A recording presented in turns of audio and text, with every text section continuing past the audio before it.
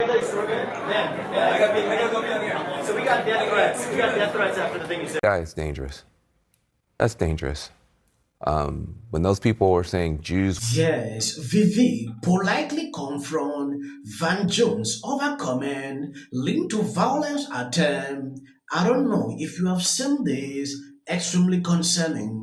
This is my very first time seeing Vivek going off like this. Yesterday, I think I did a video pertaining to how he was confronted. Now, what he did here is amazing. Guy is dangerous. That's dangerous.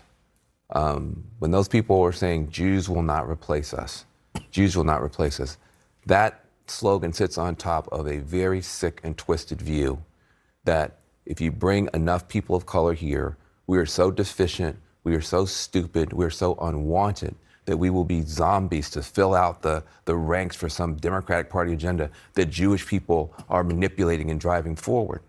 That leads to violence. That puts at risk Jewish people. That puts at risk people of color. It is wrong. And the smug, condescending way that he just spews this poison out is very, very dangerous because he won't stop Trump, but he's going to outlive Trump by about 50 years.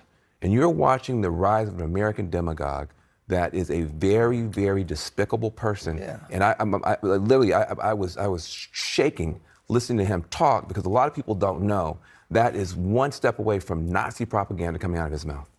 Just shut the fuck up.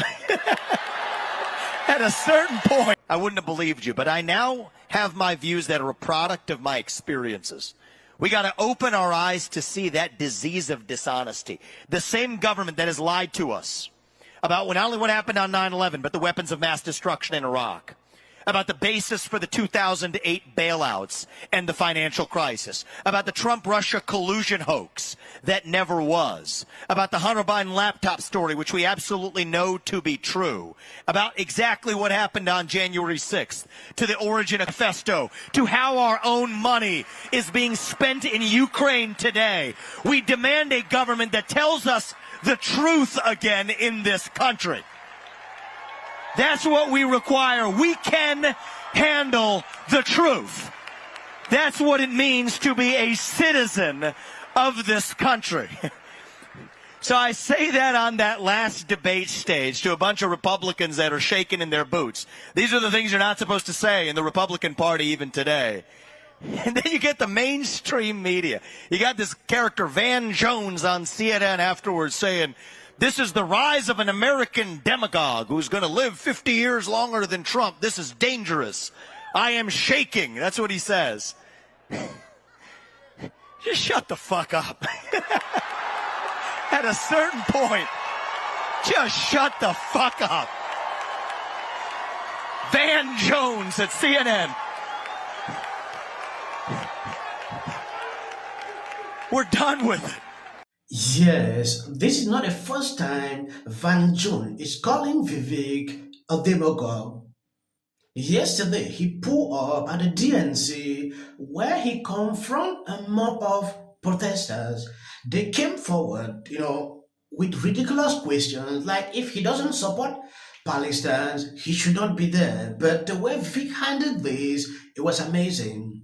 Vivek responded to Van Jones for the very first time. Even going to this clip, when Vivek pulled up at DNC and I saw this mob of people coming forward, these demonstrators coming forward to him, telling him he should go away if he's not supporting them.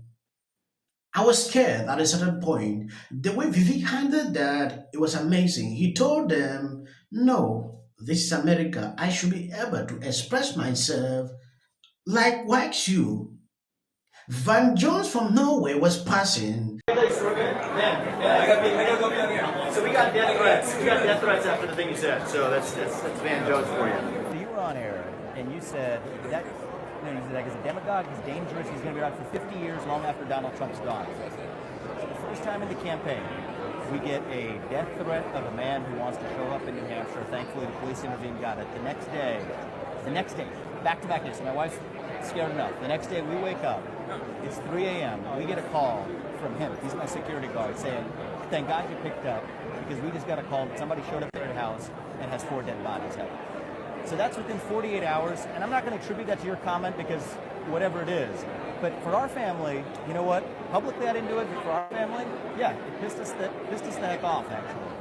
And so the reality is, I don't try to engage in rhetoric that gets other people in danger of bodily harm, but I do think that if somebody's going to, even if you didn't intend to provoke that kind of ire on my family, yeah, in that week it landed with me. Now, at the same time, am I going to... Test. Do I want to set a good example for people in this country of what discourse looks like? I do. And in the heat of a presidential campaign, and I've been open about this since I left the campaign as well, my competitive spirits, you know, sometimes stop us from being able to have the level of discourse we want. And I think you were wrongfully pushed out of the White House for your comments around 9/11, way back when as well. They were misconstrued, exactly. So what I will tell you is this. Yep. So I just wanted you to know that backdrop. That's my personal song. Don't give it to anybody else. I will call you in a couple of days and I'll apologize to you. Okay, well, we don't need to do any of this on air. That's okay. I will call your wife and apologize. And you know what we can do? Is you can turn the page and maybe have a chapter to demonstrate what actual good discourse looks like in this country. And that's not just on you, that's on me as well. Okay, that's on two of us. No, hey, it's classy of you to say so, and I hope we can build a friendship. I really mean that. Please do. So I'm curious as to what you're doing here. Are you a supporter of genocide against the Palestinian people? I am an American who is actually here to listen to the views of people who disagree with me. Now, one of the reasons I'm supporting a candidate in this election. Of Israel? I support the United States, and because of that, I support Israel and our relationship with them. You have no right to be here if you don't support this group of people. It is what I'm concerned about. Not every person will align with you. I understand his sentiment. But taking it to that level, to call him and do this, is what I don't really get. They are always, you can demonstrate past your point without being like this. Trying to confront Vivek at this point, it is so ridiculous. If you look at Vivek, he made it clear, I support America. I do. These are just simple ways to talk to these people because they want to instigate a situation where they can create a scene. I understand. And I like the fact that he didn't do say some kind of ridiculous things to them. Allow them. Like I've been saying on my previous videos, when you see your opponent burning, especially in a situation like this, allow them to do what they're doing. If you notice, Trump is not commenting on most of these issues. It's not like I support a group of people taking away lives of others. I'm always against that. The fact that he said Vivek should not be here because he don't support this group of people is what I'm concerned about. So as it relates to the race right now, which you bring up in the Democratic convention, I think one of the things that's missing in this race right now is a rigorous debate on policy. You do get a lot of Democratic criticism of Republicans and of Trump in particular, including even that clip of Bill Clinton that you played, that it's built around a cult of personality. I see a little bit of projection right now, and right now we see a campaign that's built mostly around style rather than substance. And I do think Americans are going to be best served if this is an election built around competing policy visions for the future of the country. And I do think right now that's missing, if we're being very honest, from the Kamala Harris campaign and the Democratic campaigns more. This is beautiful. Vivek just call it out like that. Democrats don't focus on policies. If you look through all what has happened here during this DNC convention, they don't focus on that. They're just trying to go around, paint the same image that they have been painting over the years. They don't focus on what they have, or to celebrate what the Biden-Harris administration has done. They don't do that. So Vivek saying this to CNN is just amazing to me. Like this. It does not need to be like this. This is silly. About Barack Obama when it comes to theme here at the DNC is that they're going to go after corporate gouging. What's your favorite policy of Kamala's? her being president. And if the pace plays leaving a speech from Michelle Obama that I have to say is one of the best gun-toting Abby, we were talking Kamala. Trump. Damn, Kamala. Kamala Harris is in office right now and has not tried to do anything about the border, has not tried to not tax people on tips. For some people, it's already started. But when you disrespect Kamala Harris. They say the economy's great.